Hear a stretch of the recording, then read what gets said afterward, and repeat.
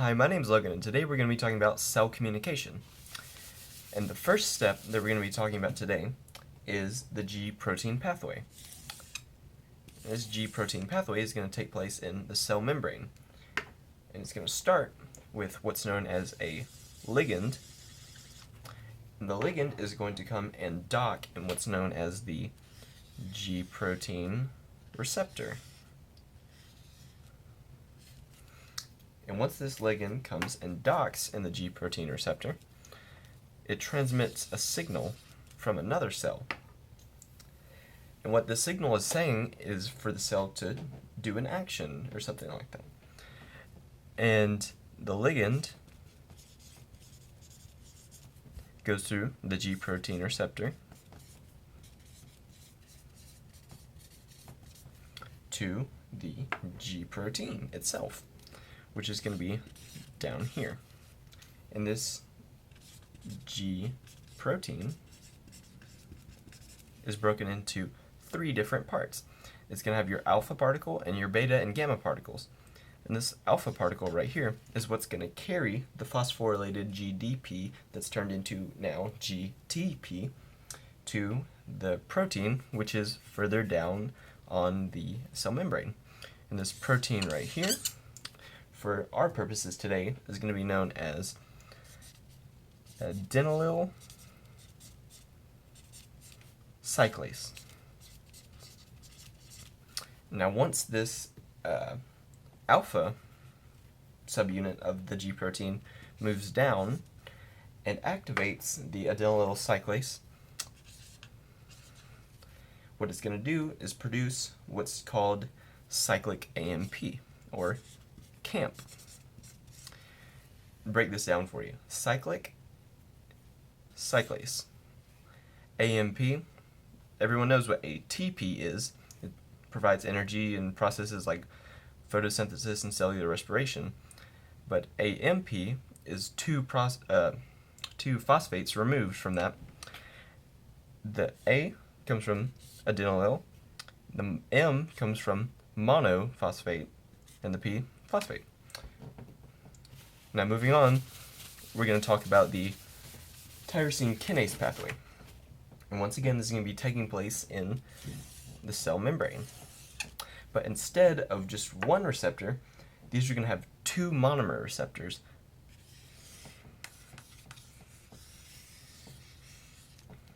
I have one right here and one right here. And these are going to stay separated until both of them receive a ligand. And once they receive this ligand, they're going to come together and form one big protein receptor called a dimer. And once they come together, these branches right here are going to phosphorylate, which means they're going to start producing ATP. And so in all these 6 branches right here, you're going to have ATP. Now what this is used for is when the cell is undergoing growth or repair.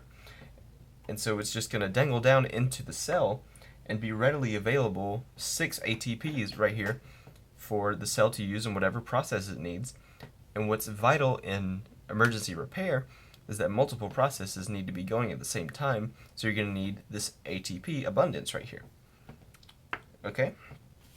Moving on to what is called an ion channel receptor. And this ion channel receptor is pretty simple to understand. It's pretty much what you think it would be. You're going to have your ions that are building up on the outside of the cell. And then you're going to have your channel receptor, which is going to either block them from coming through, or it's going to allow them to come through. Now what's going to happen is, let's say in this case, it's originally blocked by this gate. What's going to happen is a cell signal is going to come through, and a ligand is going to attach and tell this gate to open, that say that we need some more ions in the cell. And so these cells are going to, ions are going to come in the cell and they're going to build up a concentration gradient on the inside of the cell. And what this is going to do is stimulate a cellular response. And this cellular response, in this case, is going to be in muscle cells. And what's going to happen is that an ion called Ca++ is going to be produced. And what this does is it goes and attaches to microfilaments within the muscle cell and allows you to contract all your muscles, which is, allows us to move. And so moving on, for this one, we're going to talk about intracellular reactions.